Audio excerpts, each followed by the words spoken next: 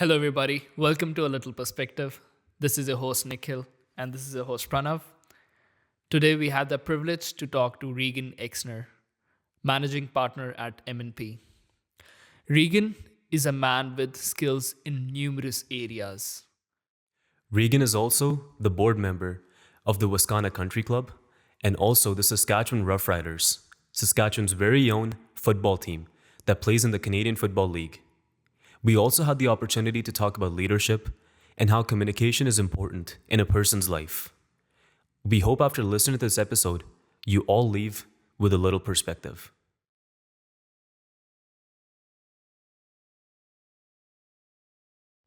Well, welcome everybody to A Little Perspective. Today we have a very special guest for you, Regan Exner. How are you doing today, Regan? Yeah, great. How are you guys? Pretty good. So far, so good. Really Yeah. excited for this podcast. Me too. Yeah, that's awesome.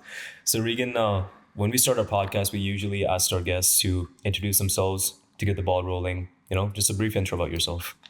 Okay, sure. I'm Regan Exner, born and raised in Regina. I spent my whole life here. I went to the University of Regina, so much like you guys, I think, right? Took my business administration degree, and then I've always been in accounting. So I've worked at a few different accounting firms through my career. And then been involved in a lot of other organizations. I do enjoy board work, that kind of stuff too. So I had the opportunity to be, involved in a lot of great organizations. Married, I've got 2 kids. My son's just graduating from grade 12 right now, headed up to the U of S taking commerce. My daughter's in grade 10 and hopefully a few months away from getting her driver's license. So it rounds out me, I guess. Right? Yeah, you won't see her at home then. It's exactly how it goes. Yeah, she gets that driver's license, and then I probably won't see her for about 6 months. That's funny. So you said you've always been into accounting. So how did you know that was your calling per se? Well, I really didn't know it was my calling. My dad had a small accounting firm. So when I was in high school, even before high school, I kind of always worked there a little bit. But in high school, I would start going in and actually doing some simple tax returns, things like that. Didn't really maybe know what I wanted to do in university, but I took admin and then kind of specialized in accounting, kept working for him. And then I thought, actually, I wanted to be a lawyer. That was what I thought my calling was. Okay. I have a lot of opinions, and so I like to share them. So maybe I was thinking, this would be good for me as a lawyer. But anyway, I was doing the accounting, and I was enjoying that, working in his business. And then I finished university, and I was going to basically go in and try accounting as a full-time profession, but still had maybe going back to law school as a backup plan. And then my dad ended up getting sick, so I ended up having to take over his business 4 months after university. So I was kind of committed at that time to keep going with accounting. And honestly, it's been a great career ever since. So I think it was, maybe a bit of misfortune turned into fortune. I guess so. Hey? So, there's a lot of students, especially at the time when everybody's graduating. Everybody goes to university. They study these courses, accounting, finance. They're in the university setting, they learn things theoretically. But when they actually go out in the job market, they realize what they actually want to do or what not. So do you have any advice for people who are just graduating right now? Yeah, I mean, maybe I won't say it's too late for the people graduating. Anybody going into university and then attending, I'm a big advocate of co-op programs, any kind of work experience you can get, whether it's paid or it's volunteer. So if you look at the University of Regina, if I look at the admin program there, you can have up to 3 different 4-month work terms at various organizations, which is a great opportunity to kind of experience different environments, different kind of paths. So you can see what you want to do. Because that's the tough thing in life, right? You're kind of picking a career, but you've never actually done it. My best advice I give students is don't rush through university. Actually get a lot of work experience, get varied experience, take your time. If it takes you 5 or 6 years to get through university, that's actually a good thing.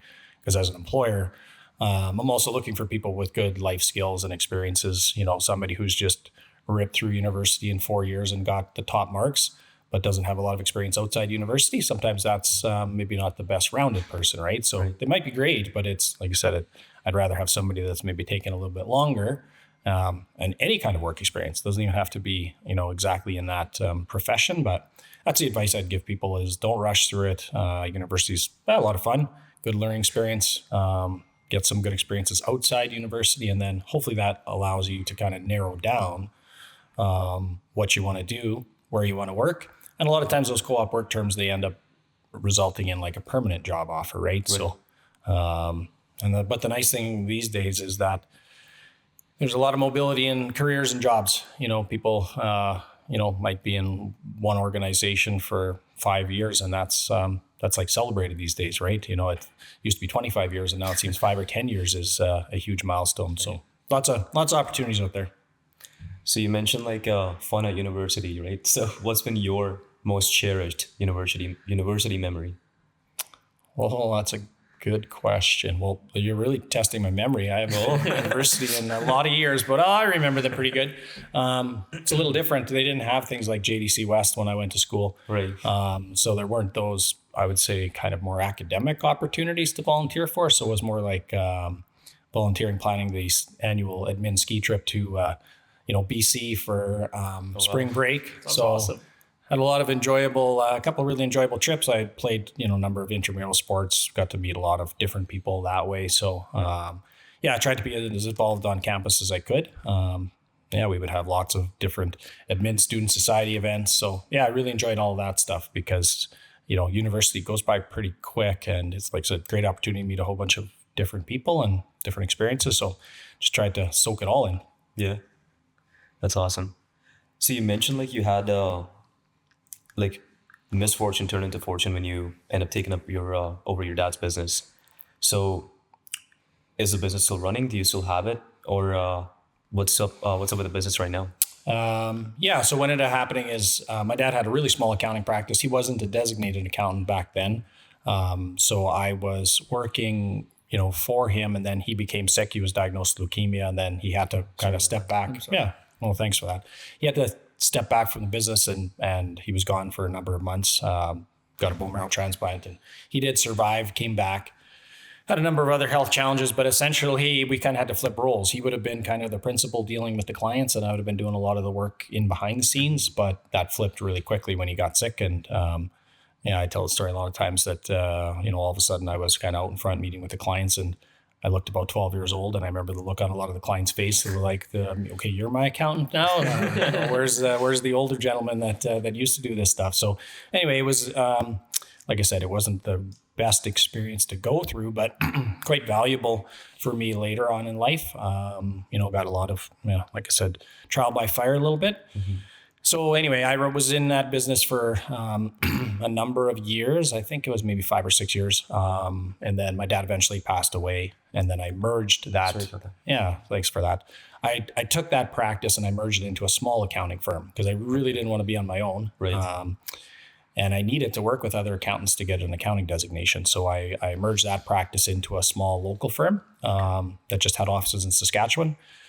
And then I was with that firm for a couple of years, but I had clients of my own that I would do kind of more general accounting for. But I really wanted to do tax work, like more complicated tax planning. Mm-hmm. So then I started taking a tax course. It's called the in-depth tax course. And I wanted to be a tax specialist. So I only stayed at that firm for maybe a couple of years, and then I joined M&P. That was in 2008. So, 15, 16 years ago, to just specialize in tax. And I started doing that. Very much enjoyed it. I still do some of that, but over the last number of years, my roles have kind of switched to more of a, managing partner management role, but I still do some client work, some tax work. And yeah, that's kind of the progression. So that was a long answer to a short question, but. No, that's completely fine. So you've been there for 16 years. That's for us, that's a long time. Like, yeah, you were 6 when you started. Exactly. What made you stick to that company? Great culture. So lots of really good people to work with. Clients are great, very interesting work. Culture is a big thing. People talk about it a lot with organizations, and maybe you don't really appreciate or understand it as much until you get a little farther in your career and you need to lead a bunch of people, and you realize how important culture is to keep for retention and satisfaction and just the overall strength of the organization. So anyway, very positive culture. Like I said, it's a lot of fun. I work a lot, but I work a lot because I really enjoy it. So I enjoy getting up in the morning, getting to work, and I got a lot of variety of things I do in any one day. So yeah, every day's unique and different, and enjoyable. So what does culture mean to you? Like, if you have an ideal definition of like an ideal culture, you being a leader, how do you incorporate that? Oh, geez, you're asking tough questions already. Yeah, like culture is nothing you can kind of, you can foster it. You can't really create it like the people will. You're trying to get a whole bunch of somewhat like-minded people that share a lot of, like I said, positive energy, things like that are willing to kind of work together towards something. You want people, like I said, working towards something, as a united team and really feeling good about the organization and their coworkers or team members. You want people to want to come to work every day, not that they're just coming because of a paycheck, right? So they enjoy that. They are, it's fulfilling to them. They enjoy the people after work. They enjoy the work they're doing, the people they're working with, whether the clients or whatever. So it really boils down to, that's how you got to retain people. You spend a lot of time working in your life. So you need to make sure, like I said, it's enjoyable and fulfilling. And if it is, then you'll help create that positive culture. Right. So you've been there for like a long time, and you must have seen shift in cultures. You've seen a lot of leaders, right? According to you,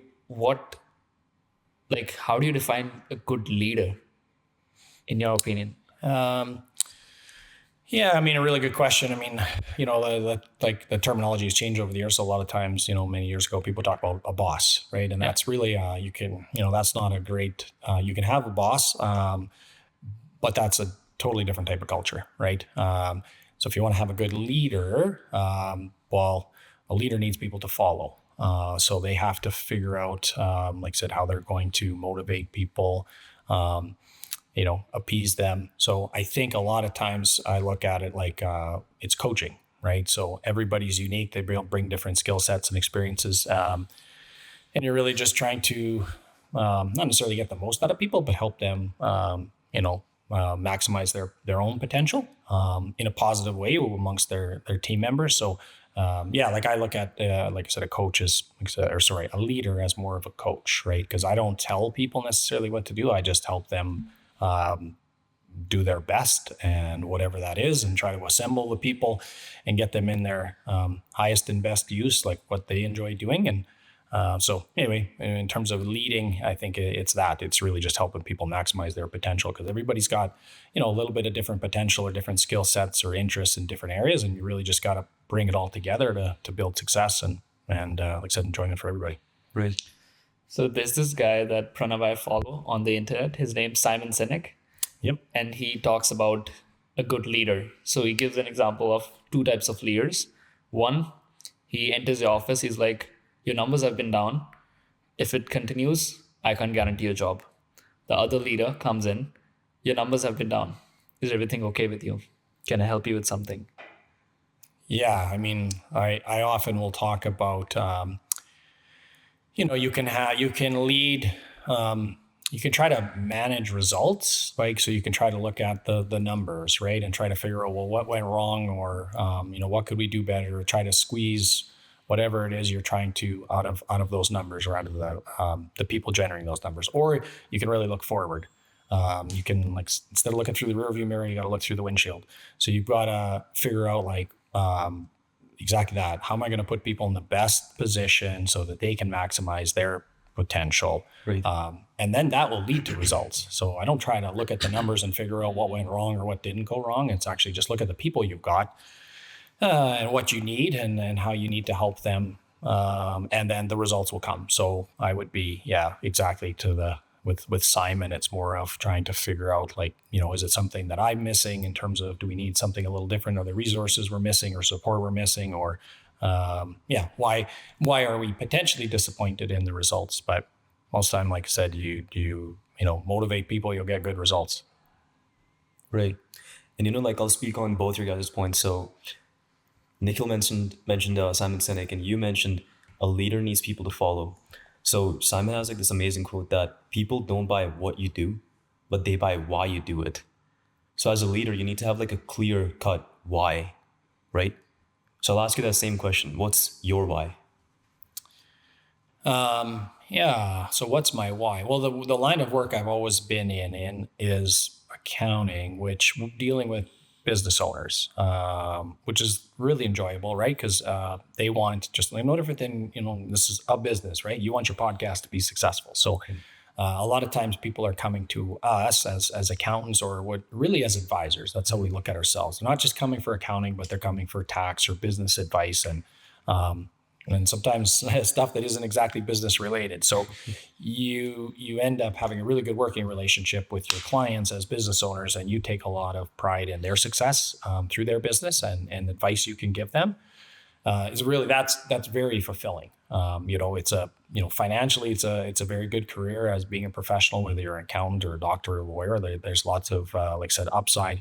Like I said, in that profession financially, but actually you get a lot of, like I said, sense of accomplishment and positive energy and goodwill. Just like I said, actually helping clients succeed in their business and taking a lot of enjoyment in that. Right.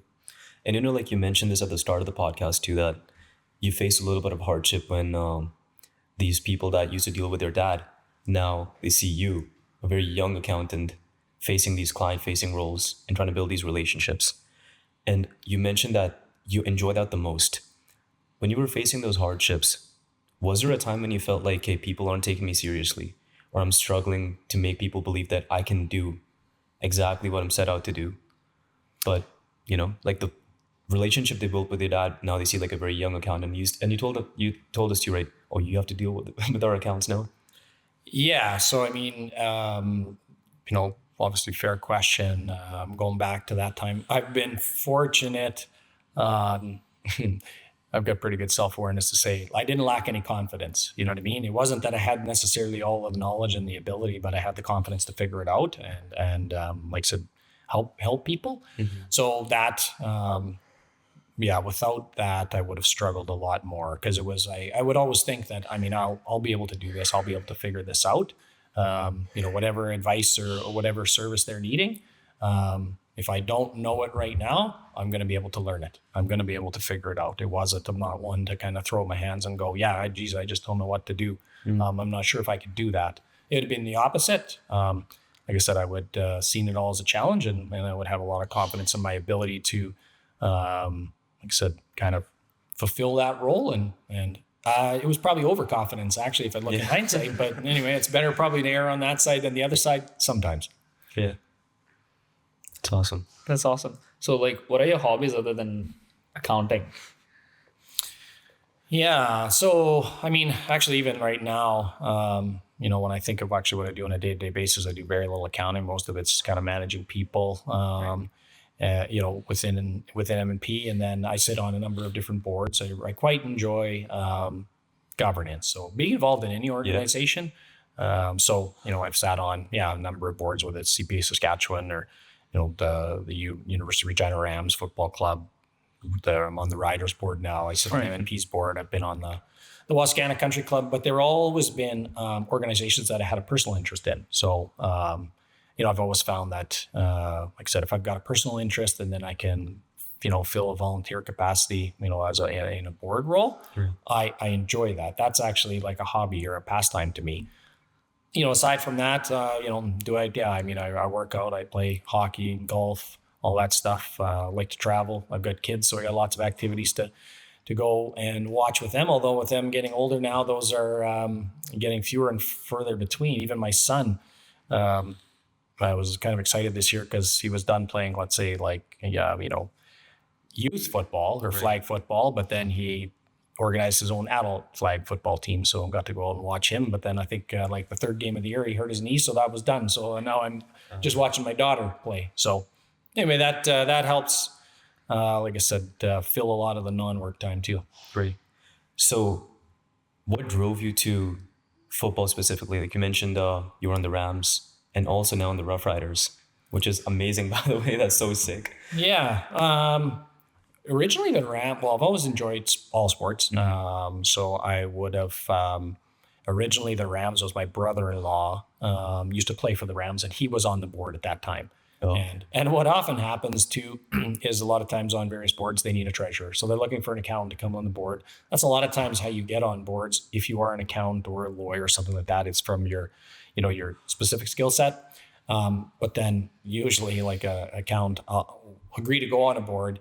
But the last thing I want to do when I get on that board is do what I do in my regular life. So I don't actually want to be the treasurer. I'll be the treasurer for a little while, but then somebody else can take over that role, or even the audit and finance committee. I actually want to do something completely different. Like I want to be on the governance committee or the marketing or something to get, a bit broader and different experience. So that's originally how I would have got on the Rams board. And that was a number of years ago. And then, like I said, I've been involved in a few nonprofits over the years as well, but I've always found that, you invest a lot of time in these organizations, and you don't want it to ever feel like it's a bit of a grind, or you don't really want to go to the meeting. You're not that excited about reading the, 300-page board package or something like that, because, maybe you're, like I said, not as interested in the organization. And I've made sure that all the ones I've ever volunteered for, I'm interested in.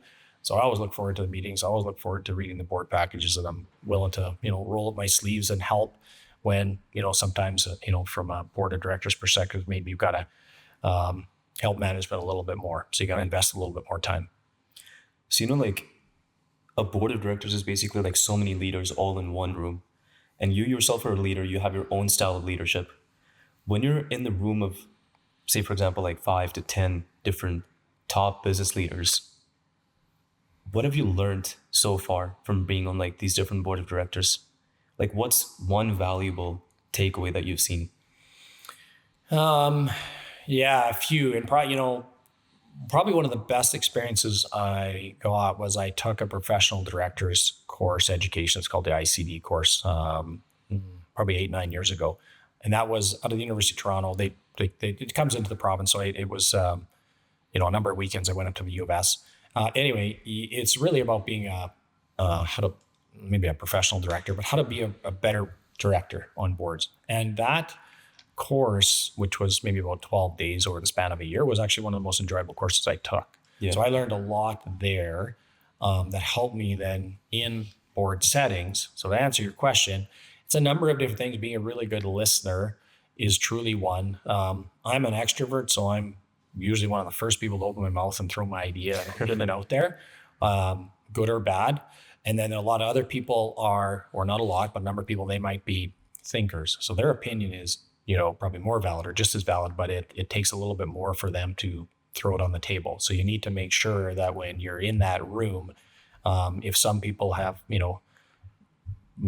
basically given their opinion, you need to make sure you went around to everybody and gotten everyone's thoughts on it. Even some of the folks that are maybe a little bit more reserved, because sometimes those are the most valuable opinions. They might see it a little bit differently, or they've let it soak in and not just given their first thought. Mm-hmm. And then that prevents what can often happen, or sometimes happen. They call it groupthink, where like somebody throws out an idea, or we're discussing or debating something, a topic, and someone comes out and says, well, I think we should do this, and here's why we should do it. And then you kind of see my point, and you're like, okay, I think that's a good idea. And then you say, yeah, well, I think we should do that. And it goes, before you know it, it goes around the table and everybody's agreed to it. But really because of the first person who threw it out there, and maybe not as much independent thought went into it from some of the other people because they didn't want to be contradictory. But that's actually what you need in a boardroom. You need people to debate things. You don't want everybody to just always think the same thing. Or go along with the person beside them just because they think, well, maybe they have a better opinion, or they have a better perspective. So anyway, it's really, you're there on a board to, kind of digest information, to debate it, to have fulsome discussion, to get everyone's opinions and thoughts and perspectives out, and then make the best decision for the organization. Not worry so much. I mean, you want to be polite and all that, but you can't really worry about other people's feelings. For instance, it's like you shouldn't just be agreeing just to agree. Right? Yeah. So board of directors leads to debate, probably sometimes also leads to conflict. How do you deal with conflict then? Because like if there's 10 different opinions being thrown at you, of course, like there's not 10, but like say for example, 4 of them agree, 5 of them don't agree. So how do you deal with conflict? Respectfully. Like conflict is not a bad thing. Like as long as it's done respectfully, and you can, there's varying degrees of conflict, right? It's more just that it's almost like, like I said, sometimes you actually need that to get the best decision on a subject. So like I said, as long as everybody's done it respectfully and you're all aligned that you're trying to do what's best for the organization, there's no like personal conflict or anything like that. Like we have the same intention. Right. We're all respectful of each other's opinions. We might have a bit of a debate and maybe, I'm not happy because you're thinking differently than me, but we both, like I said, kind of respect that. And then it is really about when you leave, even if, there's 9 people on the board and you have to vote it and 5 people are in favor and 4 people are against. Well, now those 4 people that were against, they need to be in favor when they leave the boardroom. So you basically leave kind of whatever debate, discussion, divisive, or whatever divide there was in the boardroom. And when you leave the boardroom and you communicate it to management and to the organization, it was essentially a unanimous decision. Like you all kind of own it. So as long as you know that when you're in board discussions, that Rick said in the end, regardless of which side I was on when we made the decision, I'm going to own the decision. So It's awesome. So, I'm just going to go a little off topic here, Sure. but we started this podcast on the idea of storytelling. We believe that stories have a lot of value in them and they can really change somebody's lives. So was there any story when you were growing up, could be like fiction or a character or anything, or somebody in real life that really inspired you? If you want to share that. you guys ask tough questions. Anybody that really inspired me? Yeah, I mean, I could try. Like, if I'm being honest, not anyone specific. I would have had a lot of admiration for my dad. I really enjoyed watching him, I would say, because people always came to him for advice. Like, they would come to him for like tax advice and stuff like that, or business advice, but he had really good common sense.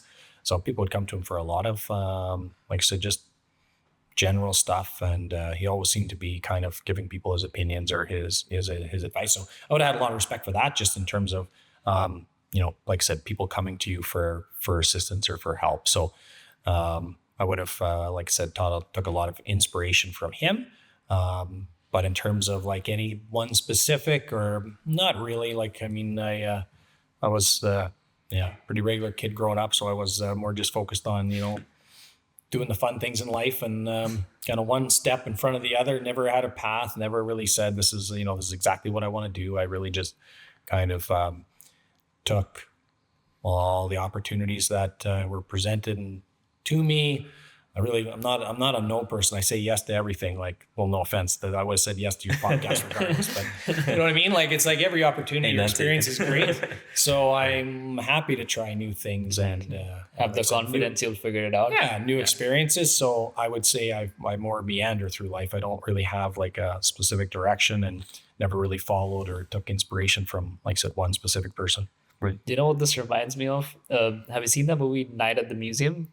Well, I know it, but I haven't watched it, but I know which one you mean. So in that movie, towards the end of the movie, Ben Stiller, Robin Williams, he's the actor, and he like it's the end of the movie, and everything's about to end. The characters, they're gonna become statues again. So Right. Yep. right.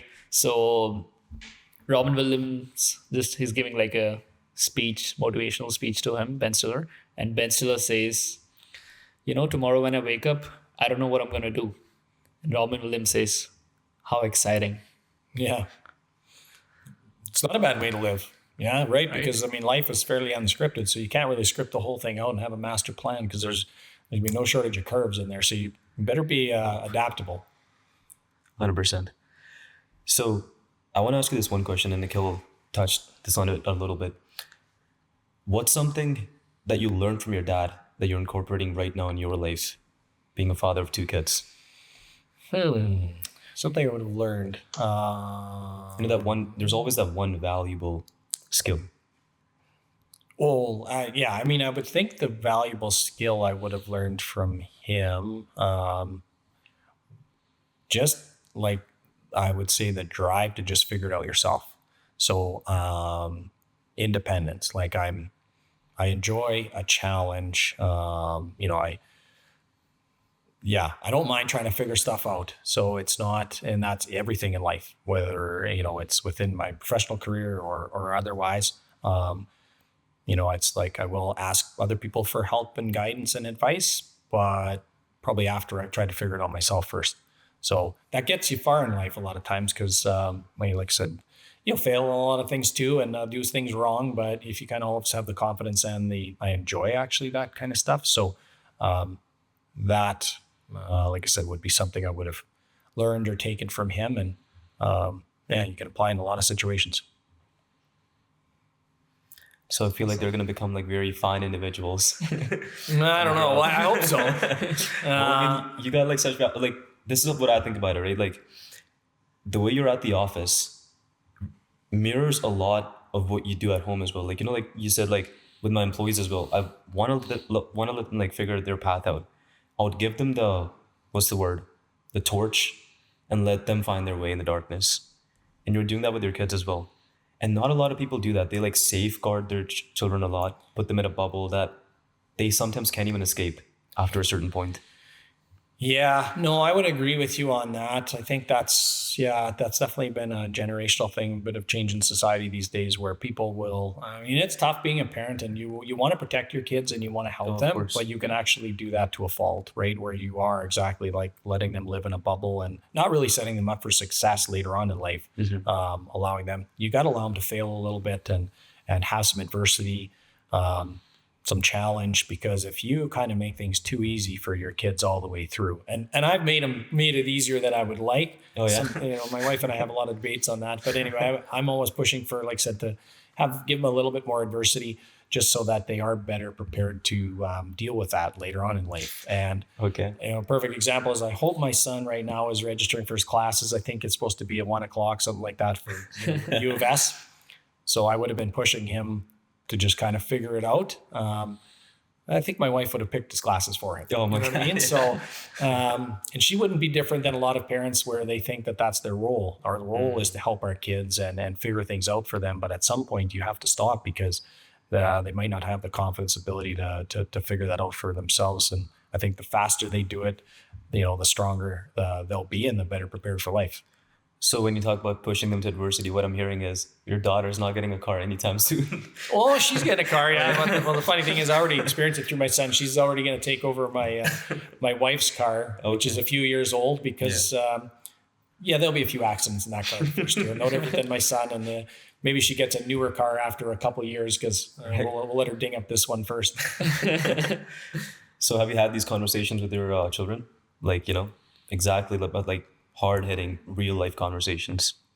Maybe not as too hard-hitting, I would say, but I definitely have conversations about, I'd be lying if I said my kids don't live a pretty privileged life. My joke a lot of times is in my next life, I want to come back to my own kids because, they would have had a much more affluent upbringing than I would have had, right? Each generation kind of gets a little bit better. So, I think the first time I was on a plane, I was 14. We went to Disney World and that was like a huge trip, right? Like we had, we couldn't afford to do that kind of thing.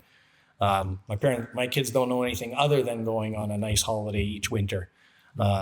So for them, like I said, it's a little different in terms of what they're accustomed to. So I will have a lot of conversations with them about making sure they work hard, in school and have a good career, fulfilling that kind of stuff. Because I don't know if they're going to want to see their standard of living go down, but to maintain it, they're going to have to work for it, right? Right.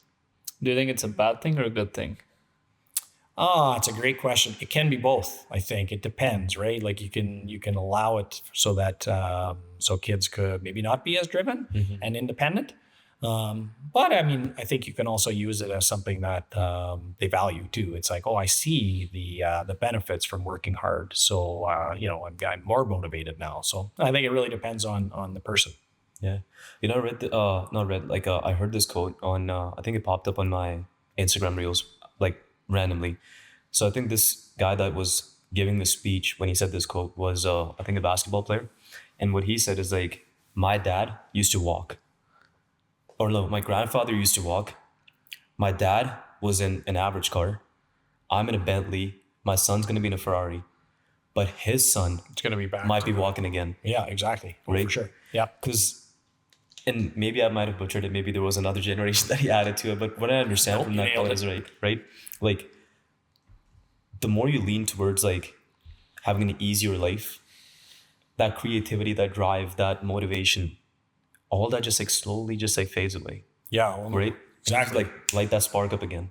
Yeah, no, it's not directly linear. It's not always going to just get better and better No, and right. better. At some point, it is going to, it's going to have peaks and valleys. And I mean, but it's up to each generation to figure it out for themselves. But you can try to help set up the next one. Right. Well, like I don't know who said it, it's Buffett or somebody like that I want to give my kids enough to do anything, but not enough to do nothing. Right. Oh yes, that's awesome. Oh, that's deep. I think I've heard that one before. That's pretty cool. That's awesome. Yeah. So what's like your most, cherished memory with their children? Oh, Like, how do you like, spend time together? What's like something that you love enjoying when you just wrap up work in your home? yeah. So, I mean, we'd have a lot of, I'd put them into two buckets. Definitely all the holidays were on because, I mean, that's like concentrated times with your kids. So you get their attention and they're kind of away from their phones and their friends and their devices and all that stuff. So those super enjoyable, like whether it's I like downhill skiing. So if we go skiing, that's a good holiday because you'll get, your kids on the chairlift and in the hot tub and, at the restaurant, things like that. So you get a lot of, like I said, good one-on-one time. Or some of the warm holidays, like I said, going to the beach, getting them away, getting them out of their element. Because at home, and maybe I'm bad for that, but like I said, there's a lot of distractions in life, right? So they can, it can be a little tougher to like I said, spend good quality time. But we have a pool in our backyard too, so we definitely spend time just lying around there and having quality time. So Well, it's gonna go to good use today, you said. yeah, maybe too good. Too good. It's better for that. We'll see. Yeah, that's awesome. So, like when we were growing up, things were so different. Like we didn't have any smartphones, we didn't have any social media, no internet. I had a Motorola Razr. I had a freaking Nokia 3310. You guys should be as old as I am. Then you remember cell phones and internet, all that stuff just Flip phones. coming out. Right. But today, like kids are exposed to so many things that they shouldn't be. How do you manage that as a parent? How do you deal with that? Yeah, I mean, and every parent will have a different approach. That's a tough one. It kind of depends on your kids a little bit. I would say, like, our approach has really been trust and really just trying to give your kids good, I don't know, values and perspective and things like that. Because I'm not big on policing. Like, I've never been on my kids' phone. I've never looked to see what they're on, and if they're on them all the time, I hope they're on, their etiquette and what they're doing on their phones is all appropriate. But I'm sure there's times where it's slightly not. But I'll talk to them about it in terms of just making sure that there's a lot of dangerous things that can happen with phones and videos and Right. Messages, communication, that kind of stuff. So I think, yeah, like I said, as a parent, you can't police your 20 kids 24 hours a day. So you really just got to give them the intelligence, the confidence, the guidance to make good decisions, and then it's a little bit of hoping for the best. Yep. And I guess the most valuable skill that you as a parent that can teach is also integrity. Because like when nobody's around, when nobody's watching you, Sure. what kind of person do you actually become? If that's your true self, whatever that version is, then you know what kind of person you are. I feel like that gives you like an answer yourself, not even as a parent watching your children, but like the children self. Like we can also figure out like if our conscience is pricking us somewhere that we're doing something wrong just because our parents are not around, Yep. then maybe we should stop.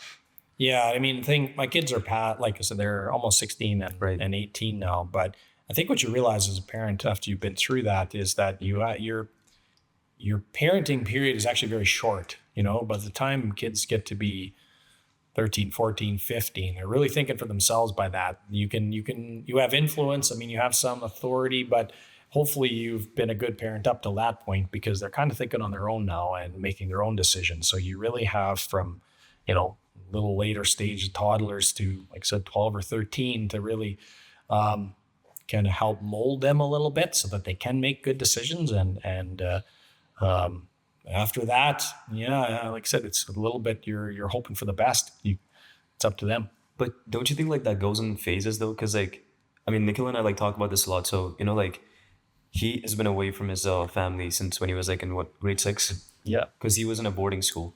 So I understand like all of that when people are like, hey, they're thinking for themselves, their mind is maturing. But doesn't that come back where like, yeah, now I want to be with my family. Like I want to be more close to my parents. Because like that's what he cherishes a lot. Like maybe like from 13 to like 22, 23. That's like they want to live their own life. They want to figure stuff out. They'll make decisions. They may listen to you. They may not listen to you. But when they become like, actual adults, like 25 plus, they're like, no, I want to be closer to my mom and dad. Yeah, I mean, I would totally agree. I would have experienced that too. I think, as a teenager, you're very self-centered a lot of times, like in terms of focused on your own life, right? You're maybe not as sensitive to what's going on in other people's lives. And that's, I think, that's natural. It's not everybody, but that's probably, common. And as you get a little older and you're more of an adult and more mature, then you, like you said, you're maybe a little less just self-involved. So then you will want a little bit more with family and things like that. And I think that's natural. And then, like I said, you got lots of years, and it's not like I said, during those later teenage years that the kids are non-existent. But like I said, they're definitely focused on their lives. Maybe not always worried about, like I will joke with my kids a lot of times. Of course, I'm always asking about their day and what's going on. Yeah. I don't get a lot of questions on like, how was your day, Dad? Right? Like they might have a little bit of interest, but not nearly what I have in terms of interest in their day. Yeah, that's fair. Do you involve them in like the cool board of directors that you're on, like the football, like Rough Riders and everything, maybe M&P, golfing? Do you have like that father-children bond, like even outside of home too? Yeah, they get some pretty neat experiences through some of that stuff for sure. Like I was fortunate enough the last couple of years, on the Riders board, we were playing in Halifax. The Riders played in Halifax, the Atlantic Bowl, the last 2 years. Oh, sweet. So that was a bit of a treat for the board of directors. We would fly out with the team for that game, so you could bring your wife or your kids. So the first year my wife came, the second year my son came, and that was a lot of fun for him, just to fly out with the team and kind of experience that. So they've definitely had a few, like I said, maybe more privileged opportunities that others wouldn't get to just kind of be behind the scenes on some stuff. And then, even through M&P, there's, it's kind of funny because, there might be an opportunity for my daughter. She really wants to see Taylor Swift. Oh, yeah. As probably a lot of 15 or 16-year-old girls do. So I was just telling her a week or two ago that there might be an opportunity for us to see Taylor Swift in Toronto through an M&P experience. So She went crazy. then she just wanted to know a whole lot more. And of course I was like, but I don't know for sure. This could happen. So I'll let you know. So, but she asked a lot about it. How's that? Yeah. That's fair. No, I mean, I completely agree. I feel like during those ages, like you have, that one idol, one rapper, one singer, they go completely nuts about. How about you? Had a band or a singer like that growing up that you were like, Dad, I gotta go? Yeah, I am a terrible guest for you guys because I'm going to be telling you that, it's funny. I don't really have, so I love all kinds of music. So I listen to a lot of music, country music, pop, everything.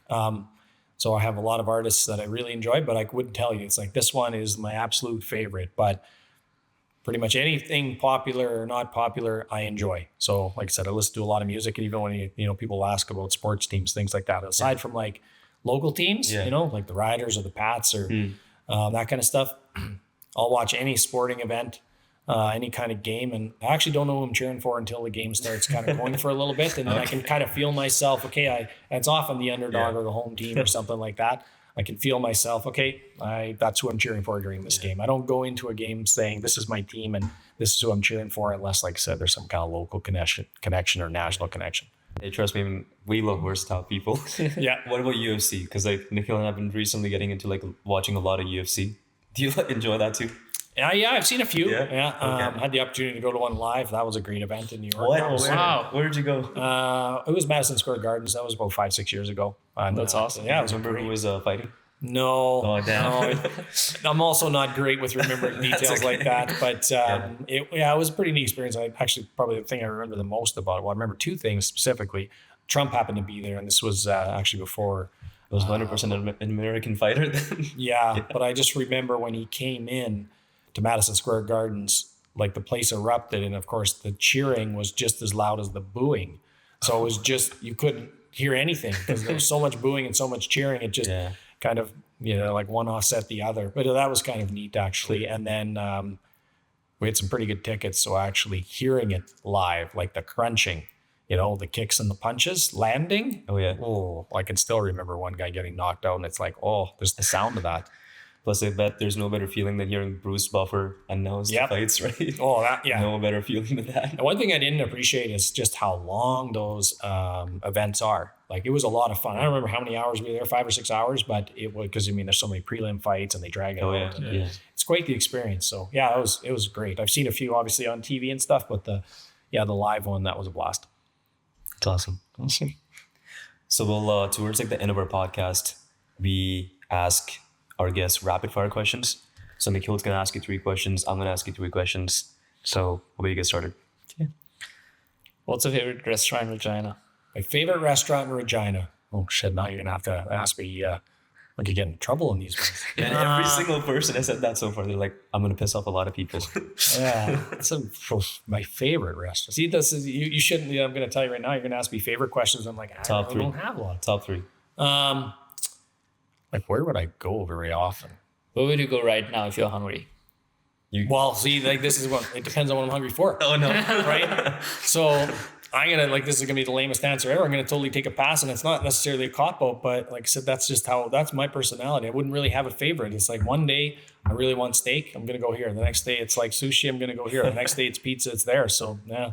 So anyway, I have to take a pass. Well, any recommendations for sushi? No, I've got no specific recommendations. Any place with sushi is good. Okay. If you could give one piece of advice to 20-year-old Regan, what would that be? Yeah, one piece of advice. Probably, basically go out.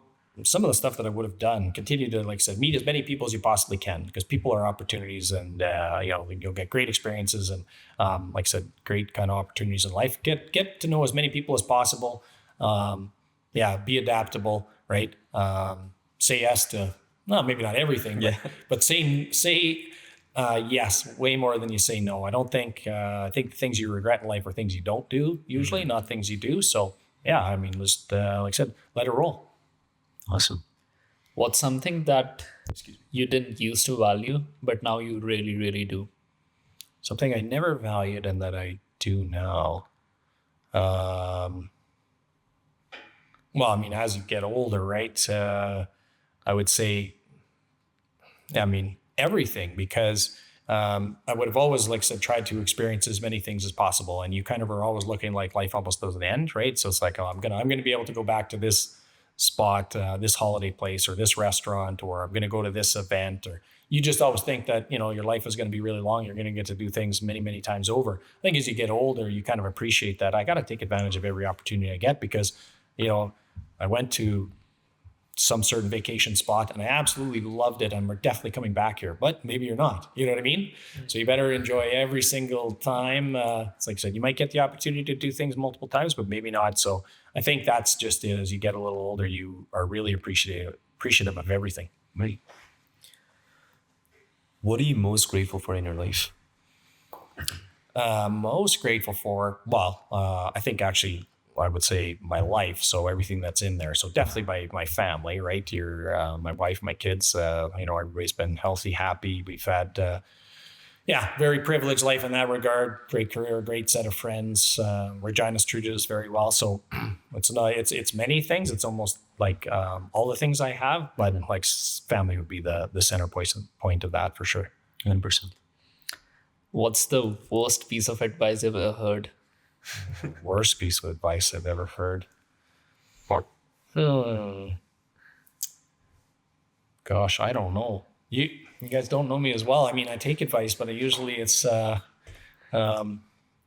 it with a grain of salt a little bit there. So I don't know. I can't think of, because somebody gave me a piece of advice that was really bad. Ooh. Sorry, I got to take a pass. I can't think of something. That's all good. That's good. Do you have any regrets in life that you felt like I should have done that, but I didn't end up doing it? It's a great question. Like nothing I can really think of. Do I have regrets? Have I made mistakes? Have I done a few stupid things? Absolutely. I've lived, right? In terms of, do I have any big regrets? No. Really, I would say it's just kind of my style. Like I said, I say yes to almost anything, and try to experience new opportunities or have new experiences. Those lead to various opportunities. And I don't really regret, like I said, No, the things you do, like I said, no, I can't think of really. I've had like I said, it's been a pretty good run. Right. But like I said, it's not, by far, I haven't had a perfect life. Nobody will, but Right. nothing keeps me up at night. So I guess that your power of saying why, well, of course, too, not everything, but selective things, just opens up new opportunities, new doors to life, and that just paves your life, I guess. Yeah, I mean, I think that, like I said, you really don't know. You can't predict or script out life. So, I mean, I think it's easy if, you can make choices or say no to things, but you want the opportunity to have choices and opportunities and decisions and experiences, things like that. So, like I said, just, get out and, like I said, experience as many things as you possibly can, try new things, say yes, and don't worry about it. So just one thing. Yeah. Before we end off on the podcast, do you have any advice for our viewers and our listeners before we, close it off? Any advice? Well, I mean, I'm not so sure I'm the one to be giving your listeners, like I said, overall advice. I know what's worked for me, and given, like I said, my personality. So, like I said, it's really just about living life. Like, I don't worry about how long you're going to live, but how, the quality of life. So, I think you can squeeze a lot of things into a shorter period of time by, like I said, just saying yes to a lot of things, having great experiences, trying new things, being open to stuff. I also like change. So, I mean, I'm not one to keep doing the same thing over and over again. So that makes things really fulfilling. And like I said, you get a lot of great things out of life and hopefully few regrets. That's perfect. That's the perfect way to end this podcast. 100%. Thank you so much, Regan, for joining us today, giving us your time. It was such an inspiring conversation for us. 100%. And all the answers that you gave, we usually ask a guest, like, what's the answer to this? Like, rapid fire questions. Most of the time, it's always the same answer. But your answers were very different. Genuine. Very genuine. Yeah.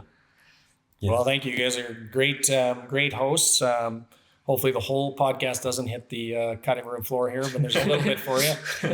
No, this was amazing. So thank you, Regan, being on A Little Perspective. Appreciate it. Thanks for having me, guys. Of course.